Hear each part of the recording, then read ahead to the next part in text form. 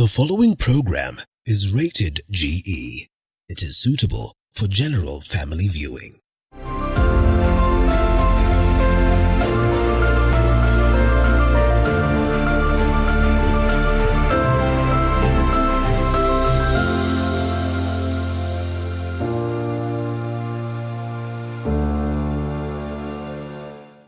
Another beautiful Thursday on Mfahamu Kiongozi, and we're going to hear a beautiful story from a beautiful and wonderful leader, none other than Uasin Gishu woman rep Gladys Boss. Of course, that is a name you've heard for quite some time in leadership. But then, do you know where she came from? Her story. This is what we're gonna hear today. Katika Mfahamu Kiongozi. Remember, you can talk to us through TTT 047 and also on our social media pages. Whoever leader you would like me to speak to, it's your duty. I'm Elizabeth Matuko. Come with me.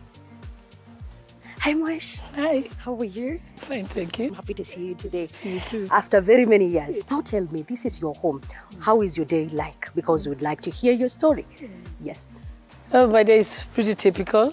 Usually in the mornings, except when it's raining, yes. I will try and at least 4 times a week go and walk in Karura. Walking or running? Running some days, walking some days, but I try and run and walk. Karura is not very far from here, so I can actually walk from the house to Karura. Yes. And if I'm not able to go to Karura, I will then try and do some light workout here at home. Yeah, at home. Yes. So where do you practice? Can you show me around? Maybe you're in this beautiful home. We see that. And we see I just have a few weights and stuff. So you can see I have my weights here. Yes. So I have my weights. And so sometimes I can lift weights. Let me see. It's not that much. No, but it's a good one. One of the things I learned that I was told by somebody who's a health expert said to me, the older you grow, then you must do more weights. I never believed in doing weights at all, so I used to just run because I loved running. But then they told me, oh, you've got to build your muscle base because it also strengthens your bones because your bones can thin away with age. So yeah, so I started lifting weights. What else do you do away from lifting weights? Weights, I also do squats. Yes. Because that's very good for your knees. Can I have one? We try this. Let me try this with you. Yes. You. Okay, you go like that. This is just to stabilize you.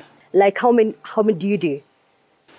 10, alternate with something else, 10, then 20. Can we try 10? Yes, we can go.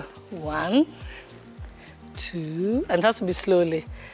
3, 4, 5, 6, 7, 8, 9, 10. And then usually you shouldn't do it in jeans. You should have your working out. It should be very flexible. And then after you wake up and you do your exercise, how does your day look like? What do you do in the morning? And where do you proceed? I understand you're a great lawyer. And also I understand you're a legislator and you're a leader in other matters. Oh, yes, being a member of parliament, the time is usually, it changes a bit because you've got to divide your work between the constituency and parliament. So parliament, we have parliament 3 days a week. So usually Tuesday, Wednesday and Thursday, I'm full-time in parliament. So I go there in the morning, I have various meetings. There are committees that I chair. I attend those meetings. Then I'll be on duty in the house. That is what you do in the morning? Yes, and then the other days when we don't have parliament, I will go to Uasin Gishu County and do my duties as a representative of the people of Uasin Gishu. You can show me the other exercises and the other spaces you exercise in as you tell me this woman, Gladys Boss, where were you born? How was life like? Take me through your childhood memories. But there I would like to hear that from other space. Yes. I grew up in a family of 5 siblings. But we also had many cousins who lived with us, so our house was more than the 5 of us. Yes. I grew up predominantly in Uasin Gishu County, the larger part of my life, but I started my life in Nandi County actually, because my mother worked there. But I went to school in Uasin Gishu, and therefore I left home at 4 in the morning. We woke up at 4, left at 5, got to school at 6. And in the evening, we'd be picked at 6 because we used to get a lift from the college bus where my mother worked. In a family of how many people? Five people. Yes, yes. How was life like? Was it tough? Or maybe it was a modern one, considering that your parents were working? My parents were junior civil servants. My mother was a secretary at a college, and my father was in the army. So he didn't live with us. He was in Nyanyuki and different places. But what I remember memorable about growing up is the fact that my mother was a very high disciplinarian. She made us wake up every single morning very early. Like I said, we had to wake up at 4 and leave home at 5 to be in the school at 6. So in fact, we used to have breakfast with the boarders. And so many times I asked my mother, why didn't you just make us boarders instead of torturing us to wake up at 4? Then she said she couldn't afford to pay the boarding fees. But she wanted you to be But she wanted us to go. It was the best school in Wasingish, in the area. Yeah. So yes, I'm grateful to them that she had the fortitude to make sure that we got that education. So every morning she woke us up, and if we went back to sleep, which we always did, she'd come back with a so short. A so short is not the one you wash the calabash with. Yes. She'd whip us with it. So every morning I think I woke up with a beating. Everyone, because you are the lazy one in this case. All of us, we just go back to sleep. Your kids, can you imagine waking up at 4 in the morning? It was epic. Yes, and I think it's affected me because to this day, I automatically wake up at 5. Even if I sleep at 3 a.m., at 5 every o'clock day of without your life, an alarm, I will wake up. You'll be awake. Yeah, so I think that's the trauma from my childhood. That's beautiful. How do you practice with this, and how is it done? I've learned, like I said, I wasn't always somebody who did gym work, but then I was told running isn't just good enough because you're using the same muscles. So I was taught how to do a few of them. So, you get to do that. So I don't do like heavy gym work, but just enough to keep, to build muscle and also to strengthen my bones. Yes, yeah. So they say anybody over 40, you must do that. I think I said you don't look 40. Anytime I'm talking to you, I'm much more than that. Anytime I am speaking to you, tell me I'm 20. And also, I would like to see you seated, exercising with that. As you tell me, you're. So usually you go like that, and sit, and I can do this to help my abs. Yeah, and you do it consistently. As much as you feel you're okay with it. Yes. As long as you just do it until, don't make yourself feel pain. It should just be sufficient. But the most important thing is not how much weight you carry. It's just the consistency of doing it. And I see that has helped me. You think it has worked for you? It has worked because I'm told I need it. I didn't think I needed to do. I always hated gyms. I love just running in the forest. That's my thing.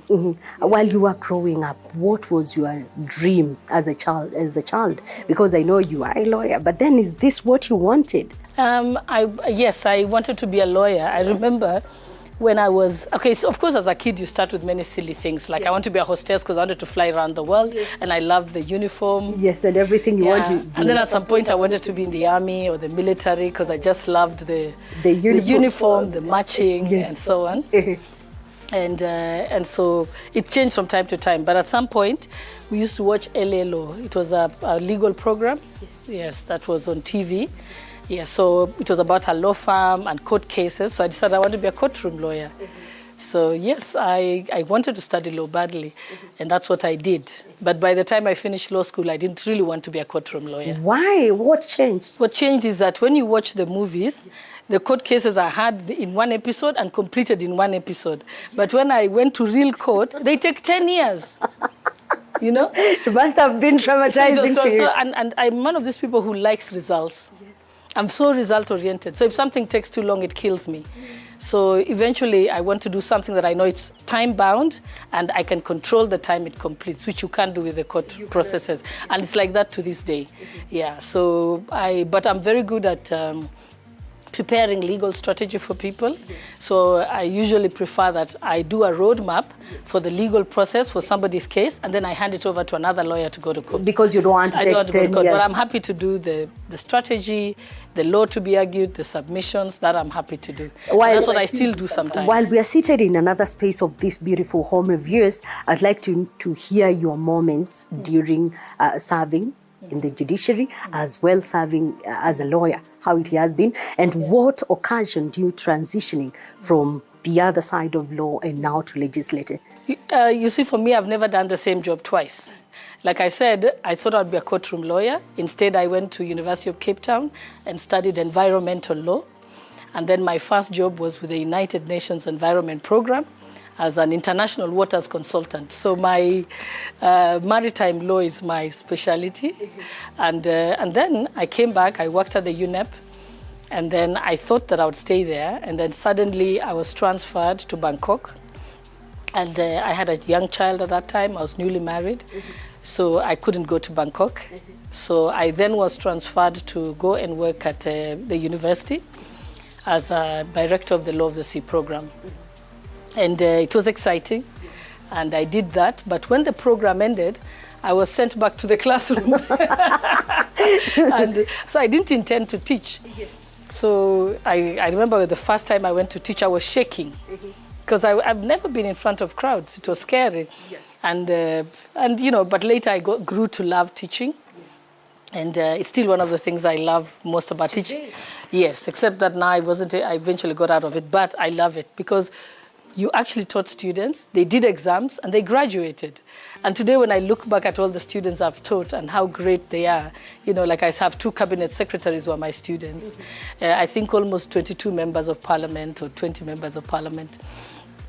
Permanent secretaries. They are your students. Yes, oh, yes. That's a beautiful thing. So I have 2 governors, Governor Sang and Governor Kangata. You are students still? Yes, CS Soipan, CS Murkomen, Daniel Mahans, or Peter Kaluma. All were my students, yes. You know, I'm listening to you and wondering, how old are you then? Because these people, I know them, they are older than you, some of them. And here you are, you're so young. But then before that, I know you served at the Judiciary, being the registrar. How was it like? When I joined the Judiciary, it was a very exciting time, because at that time there was a new constitution, which I'd helped midwife because I'd been at IEBC. We got the new constitution, which created the Judicial Service Commission, created the Office of the Chief Registrar, the first Supreme Court, and that I found very exciting. And I had so many ideas of what I wanted changed at the Judiciary. And but when I got there, I think they were not ready for change. And eventually, I ran into a lot of trouble. They didn't like me there. I think I was too transformational for them. They didn't like whatever you had brought on table. You see, what happened is at that time, I was trying to digitize the entire judiciary. We were trying to install audiovisual equipment in all the courtrooms. And I think they weren't ready for it. But I'm excited now that I see they're actually doing it now. Yes. So I was probably several years ahead of my time. What are some of the best memories you have from Judiciary, and at the same time, worst memories you have from the Judiciary? I think for me, one of the best memories being at the Judiciary was beginning to understand the entire justice system, being part of the process when there was the first Supreme Court. I swore in the first Supreme Court, or I officiated the swearing in. Officiated the swearing in of the first president under the new constitution in 2013, Uhuru Kenyatta, and his then deputy, current President Ruto. So those were the exciting moments. We were setting it up. I remember I designed the entire swearing in ceremony from scratch because we had no precedent in Kenya of that type of swearing in public. And I remember watching on YouTube the various swearing in ceremonies for other countries, incorporated it and designed it. And today I'm happy that's the same one being used. Hey, you're one of the women. For me, those are the beautiful moments. I know there was a moment when you were forced to resign in the Judiciary. Do you think they did you justice? No, they didn't. It's probably the greatest injustice by a justice legal system. But also, for me, with that came great things and opened doors, other doors for me. At that time, there was false accusations about corruption and so on, and I was able to go to court, fight them. They eventually withdrew all the charges, found me with no wrongdoing. I went all the way to the Supreme Court, who cleared me in 2022. And so now we are just in court to decide how much damages they need to pay me in compensation for wrongful dismissal. How did you get through this as I complete the process and we go to another thing? How did you get through this? I understand you have a family and I know social media, you can't be trolled as well as people you think should be supporting you and someone against you. How was it for you? I think the thing is I was blessed to have a very strong family system around me. I had everyone got around me and supported me. I discovered who my friends were. They became fewer, but at least the ones that remained behind were solidly behind me. And I think also, you never prepare yourself for this kind of thing to happen. I think if somebody had told me, this is what's going to happen to you, I probably have panicked. But when it happens, I think I just rolled with the punches and I fought back. Every time they accused me of something, I called a press conference. Every time they wrote something about me in the newspaper, I responded to it. I went on every TV show to explain myself and clear my name. And at some point, it was traumatic even for my family, because I remember one time my mother said to me, "Mama, it's enough. Just stop talking on TV. Just let it be." I told her, "Mom, I'm not going to let them write my story. I am going to write my own story." So I said, "Mom, I'm not letting them get away with it." So I just kept responding and responding and responding. And so, but eventually it paid off. But also, during all that time when I was responding in the media and fighting back all the challenges within the judiciary, my people in Uasin Gishu County got to discover me. Let me have you sit down. At least I get to hear from them discovering you from all this mud. Yes. And here you are, shining like a pearl.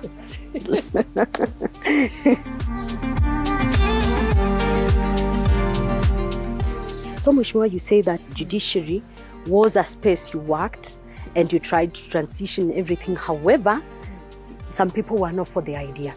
What then made you think that this is the space to be? Is it you or the people of Uasin Gishu? I think during my wars with the judiciary, I got an opportunity, even though it was a difficult time, I got an opportunity to speak up. People began to realize I'm very knowledgeable, that I have a lot of experience.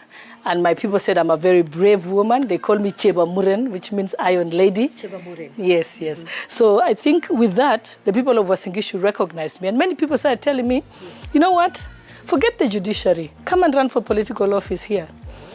So the judiciary fights became positive, turned out better. And can you believe they did for me a free campaign? Because when I went to my people, I had name recognition. They knew me. And it was easy sailing for me.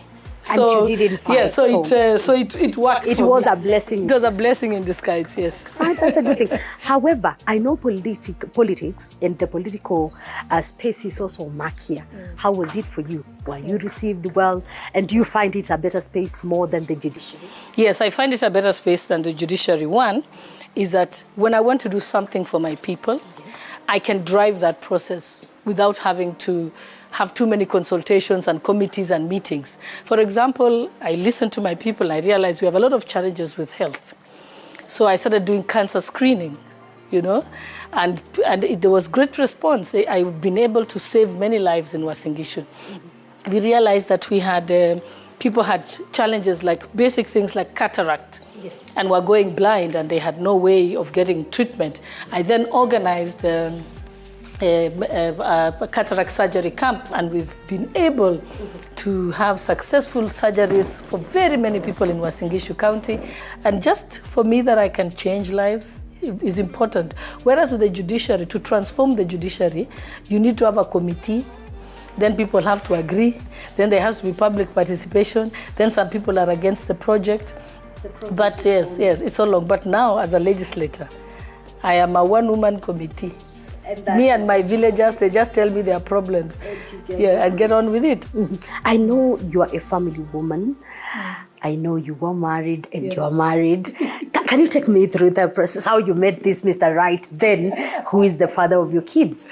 I had my first marriage many, many years ago. Had 3 children from that marriage and a 4th one, and that marriage fell apart. And yes, I moved on, and I'm married to somebody I always knew. Someone you always knew? Yes, I dated him in before. That is from when? That is from when? when I was at University of Cape Town. I saw a very simple and sweet wedding.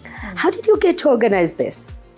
Considering that you are a legislator, you are also raising up kids and you have other businesses you're running. How did you manage to do this? I have friends who do that. I've got my two friends, Nelly and Millie. I call them my fixers. They are my Olivia Pope. So when I want to organize something, they organize. And I have the same event organizer from the beginning. But that is just for the Kenyan part. We had a traditional wedding here in Kenya. Then I had a white wedding in Cape Town. And then later had a small celebration here in Kenya for my cousins and relatives who didn't come to Cape Town. How do you balance between family, yourself? I know you have at least teenage kids. How do you balance that? And I know now being the deputy speaker, there is a lot for you in the bar. I think, you know what I tell people, there's no magic about it. It will balance. I always say, think of our grandmothers and great-grandmothers. Think of a picture of any African woman. She has water on her head, a child in her stomach, another one on her back, and she's still shaking people's hands. Yes. So women, African women are phenomenal. So it didn't start with me. Women have been doing it all their lives. Women have been balancing work and raising families. If you were to go back to time, what is that one thing you would change? I think I would be a more confident Gladys. I would be less harsh on myself because I've always been very hard on myself. I don't give myself enough credit.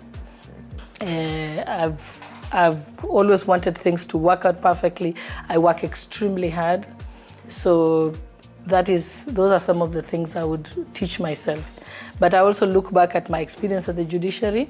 One of the lessons I learned is when you go into an organization, it's very important to understand the people. Because my assumption when I went to the judiciary is that they wanted this earth-shaking transformation that I was dreaming about. But that was just me. Not everybody in the organization wanted to do it. So I would tell people that I think that's one of the regrets I have with the judiciary is I should have sat down and thought for a minute, do they want this transformation? Because in the past, when I went to Kenya Law Reports, I completely digitized it. We were the first department of government to digitize. We had all the laws of Kenya and all the Kenya Gazette and all the judgments online available for free on the internet at a time when government didn't post their stuff on the internet. So, and I was able to do that transformation because I had a different team. They were all young students that I'd worked with at the university. So, I was a visionary there. I went to the Electoral Commission again. The Electoral Commission had been disbanded. We were all new. In fact, Mutai Ngwini called us a greenhorn team.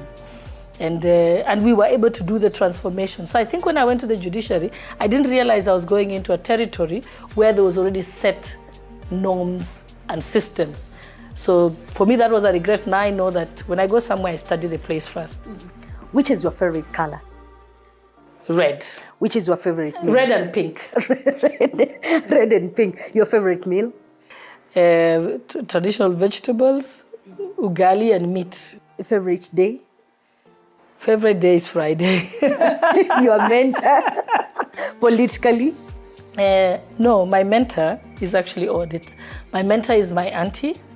Her name is, we call her Mama Chapo. Her real name is Sarah Cheruyot. She lives in a place called Kamagut in Uasin Gishu. And she had no education.